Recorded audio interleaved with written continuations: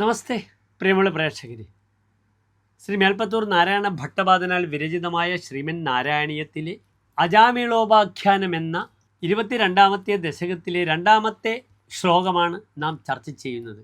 സ്വതപ്രശാന്തോപി തഥാ ഹൃദാശയഃ സ്വധർമ്മമുത്സൃജ്യ തയാ സമാരമൻ അധർമ്മകാരീ ദശമീ ഭവൻ പുനഃ ദധൗ ഭവൻ നാമയുധേ സുദേരതിം. ഇനി ശ്ലോകത്തിൻ്റെ പദച്ഛേദം ശ്രദ്ധിക്കുക. സ്വതഃ പ്രശാന്തഃ അപി തഥാഹൃദാശയഃ സ്വധർമ്മം ഉത്സൃജ്യ തയാ സമാരമൻ അധർമ്മകാരി ദശമീഭവൻ പുനഃ ദധൗ ഭവന്നാമയുധേ സുദേ രതിം.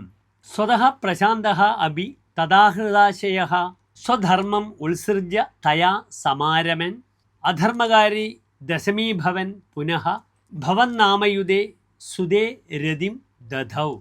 അടുത്തതായി പ്രസ്തുത ശ്ലോകത്തിൻ്റെ സാരാംശം ശ്രദ്ധിക്കുക. അജാമിളൻ എന്ന ബ്രാഹ്മണ യുവാവ് സ്വതവേ ശാന്തപ്രകൃതിയായിരുന്നെങ്കിലും ആ കുലടയോട് വേശ്യാ സ്ത്രീയോടുകൂടെ രമിച്ച് തൻ്റെ ധാർമ്മികമായ എല്ലാ പ്രവർത്തനങ്ങളും ഉപേക്ഷിച്ച് അധർമ്മങ്ങൾ അനുഷ്ഠിക്കുകയും ചെയ്തു വന്നു.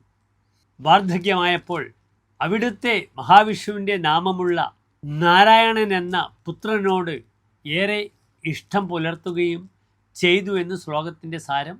നമസ്തേ.